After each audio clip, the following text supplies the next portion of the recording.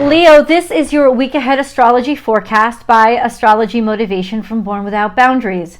In these weekly videos, I review the major planetary aspects and transits, and then I let you know how they're interacting or aspecting your natal sun and what that means for your day to day.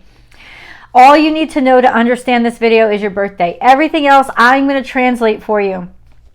I'm going to start out really broad with the big stuff, the stuff that's impacting everybody, the charts for the day. And by the way, this is for the week of August 25th to the 31st of 2023. I've got it all written down here for you, ready to go. And then I'm going to focus things down into Leo specific information. And then I will break everything down into the 3 decans of Leo. A decan is a group of 10 degrees. And by breaking it down that way, it's easier for me to understand how your natal suns are going to be impacted based on where they're located in Leo. And I'll be able to estimate based on your birth dates. Let's start out with the big stuff. We have a full moon on the 30th.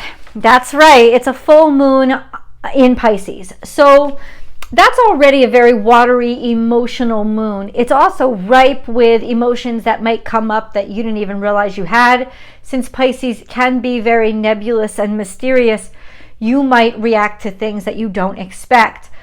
But this full moon is in conjunction with Saturn, which means that there's like this about being restricted, about being held back, about those emotions that may arise from feeling like you're always lorded over, or even your responsibilities, all those things that you have to do. So there's these emotions that may come up, and revelations, especially stuff that may have been a little bit foggy with regards to whatever interactions you may be having with authority figures, your parents especially. Anytime the moon and Saturn get together, this is real parental issues can come up. So will it be an emotional moon? Oh heck yeah, because it is it has that energy of being restricted by Saturn, or taking itself seriously and maybe really finally understanding completely what things mean and being able to then let out or let go of the emotions. Either way, this is a very cathartic energy, and it's a super moon. So 2 things. It's a blue moon because it's the second full moon in August, and it's a super moon because the moon is close. It's closer to Earth. So we're going to see it's a beautiful sight, like just to see it. Forget about astrology, just look at it. It's going to be gorgeous. In the States, it will be at night. You'll see the fullest part of the moon at night. You're going to get a good glimpse of it anyway, but I think out in LA it's around 6:30 p.m. So the sun won't have set yet, but out in New York, 9:30 p.m., the sun will have set by now.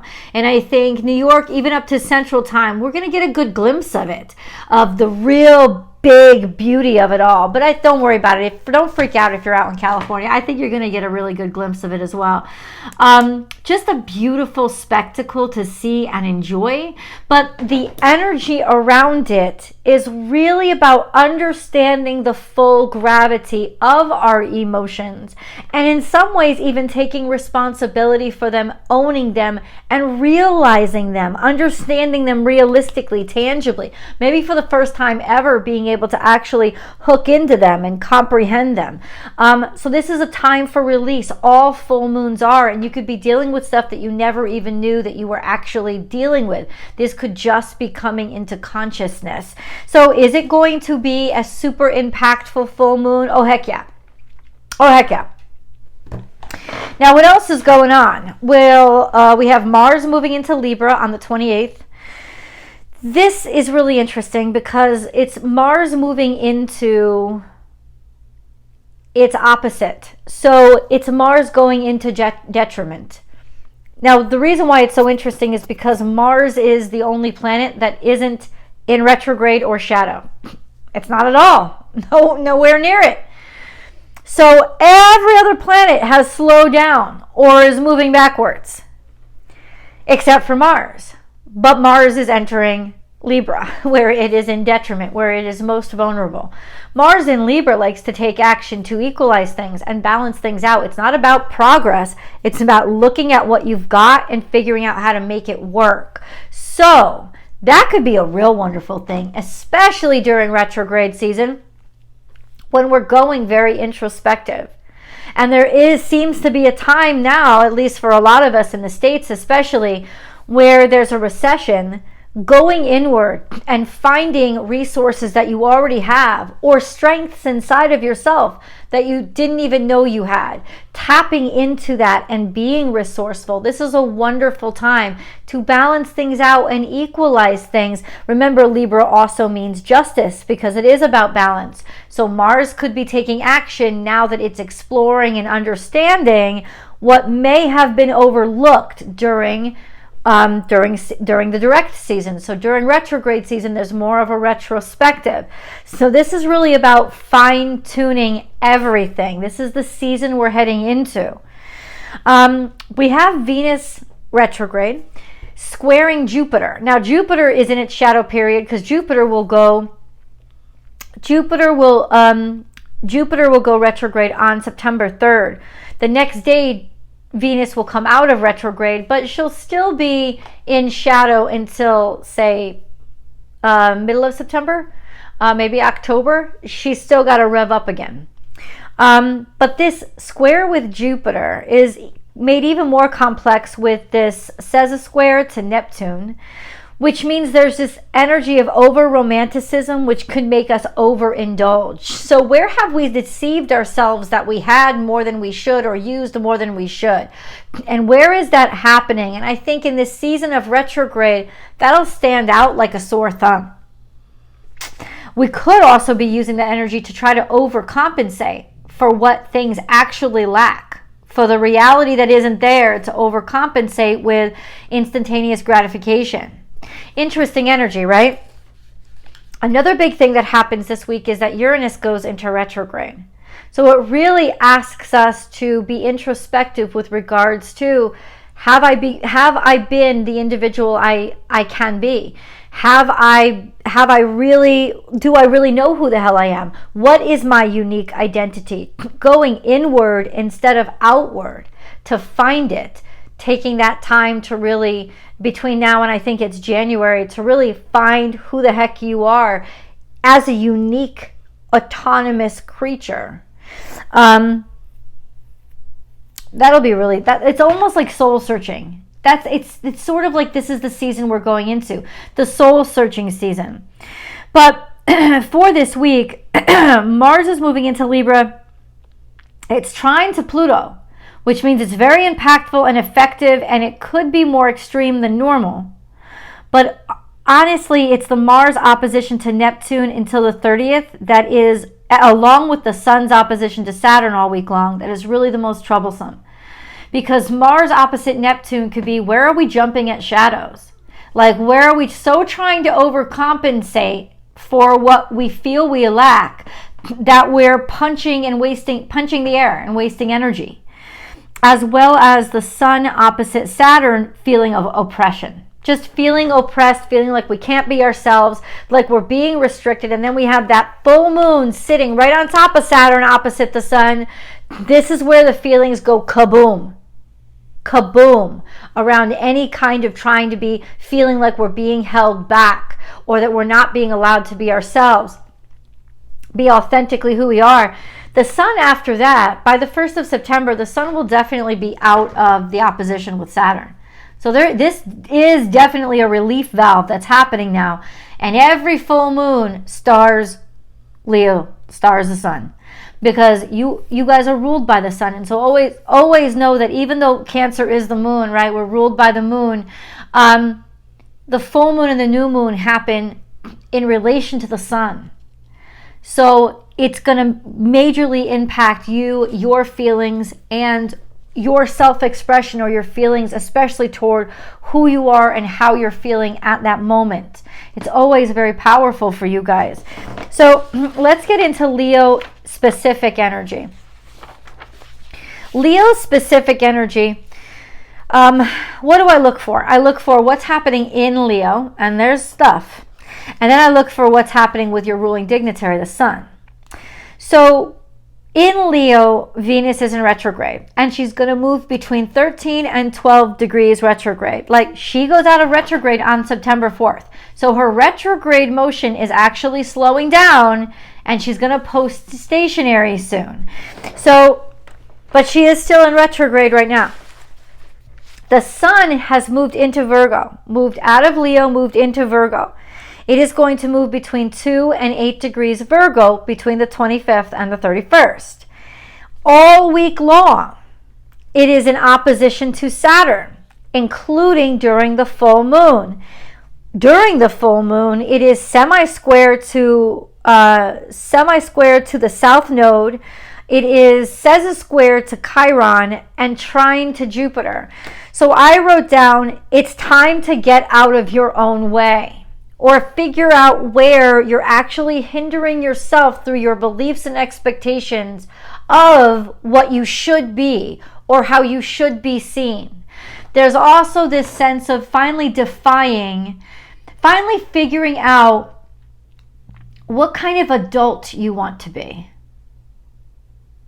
So really this sense of moving on to the next stage of your own maturity, however old you are. Let's break things down into the decans, shall we? If you know that your natal sun is between 0 and 9 degrees Leo, it is in the first decan of Leo, or first group of 10 degrees of Leo. So you are Leo 1s. This correlates to Leo birthdays in July. So anywhere between, say, July 22nd all the way up through the 31st of July. That would be you guys. Your natal suns are quincunx to Saturn, and they will be quincunx to the full moon, and they're within 30 degrees of your ruling dignitary, the sun. Nagging, frustrating, and insistent. That's what I wrote down. This whole week, something is niggling you. It's getting at you like a spur in your side. And it could make you kind of spur you into action or activity, or at least inspiration, but I think it's more understanding. It's more awareness, and not necessarily just spiritual awareness. Anything that's really been frustrating you, this is going to be the culmination of it when it will pop, because you'll finally be able to comprehend it to a point of it not frustrating you again, whatever this is. But it is definitely a time in your life, a week where you will feel pushed. You will feel pushed from the inside to understand and make different choices. Saturn is in Pisces. The full moon is in Pisces. This is in direct opposition to where the sun is now, but it's quincunx to you guys, your natal suns. What is Saturn in Pisces? Figuring out how to make something work that's never been done before.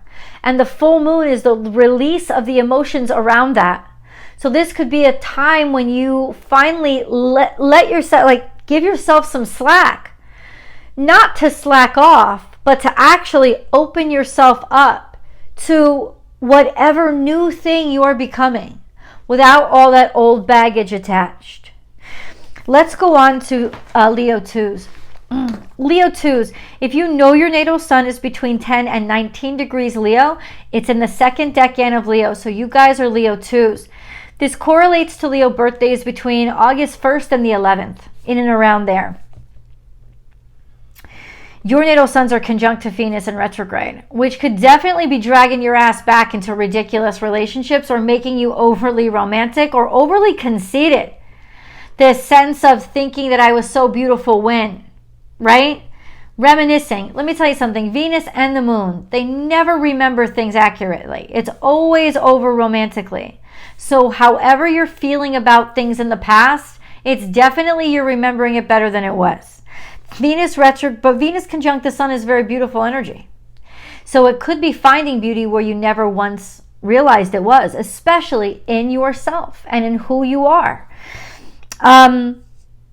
Your natal suns are square to Jupiter. So there is this exaggerated optimism. Oh, definite optimism, right? Definite rose-colored glasses where you could be making decisions based on optimism, which is great for a little bit of progress, but also a sense of sensationalism. Just an FYI. Your natal suns are in a long-term trine to Chiron, which means healing through dealing with past wounds, hurts, and challenges. But you're starting to feel that there's healing coming. That's over the next year. And then we have a semi-square to Mars, which means you could be a little extra impetuous or impulsive, or more driven toward equalizing things, since Mars is in Libra, equalizing things, balancing things out, realizing what is fair and unfair, and taking actions to make things right. So your optimism from Jupiter and Venus will really help out there. But it can be a little bit too gung-ho, and you go into something expecting it to work out perfectly, and it will work out, but everybody might not see you as the hero. Just an FYI. If you are a Leo 3, your natal suns are between 20 and 29 degrees Leo. This correlates to Leo birthdays, estimate here, but correlates to Leo birthdays between the 12th and the 22nd of August. Yes, sometimes Virgo season starts on the 22nd. That's true. This year it didn't start till the 23rd. It just depends, but it would be in and around those dates. Your natal suns for the next couple of months are going to be sextile the South Node and trine the North Node. So in taking advantage of all your talents and skills and using what you are naturally good at, you are actually getting more comfortable with who you are becoming and taking on more personal responsibility and assuming more independent authority. You also have a long-term square to Uranus, which means that you're frustrated when it comes to your independence. And it's like it's challenging you to realize how important that is and who you are, and to actually state who you are out loud. You'll want more independence with your sun in a square position to Uranus, which could cause frustration for your current commitments and obligations. You have a long-term quincunx to Pluto as well, which means usually being a thorn in other people's sides, being sort of a pain in the ass and a disruptor. So maybe happy for the changes you start seeing. You could really, I wrote that down, but honestly, when I'm thinking about it, I think it's more the changes you need to make to come into a deeper contentment with who you are. You'll start to see them more clearly. It'll start to be more clearly defined. And that could make you stand out more with regards to other people, especially since you're willing and ready to move forward and they may not be. But that brings me back to that old adage where, if your friends aren't rooting for you to succeed, that they were never your friends. They were just people that you were hanging out with, that you enjoyed company with, that were content with you because you were where they were. Right? So this is about really wanting to amp up and become more fully yourself. And not everybody's going to be able to come along on that ride with you. Just an FYI. Leo, you let me know down below how all of this is impacting you. And if you love this video, be sure to like it and share it so other people can enjoy it too. Please subscribe to the channel if you're not subscribed yet so that we can grow over here. And then come on over to Born Without Boundaries Tarot for your week ahead tarot card message. I love you guys, and I'll see you in the videos. Bye, Leo.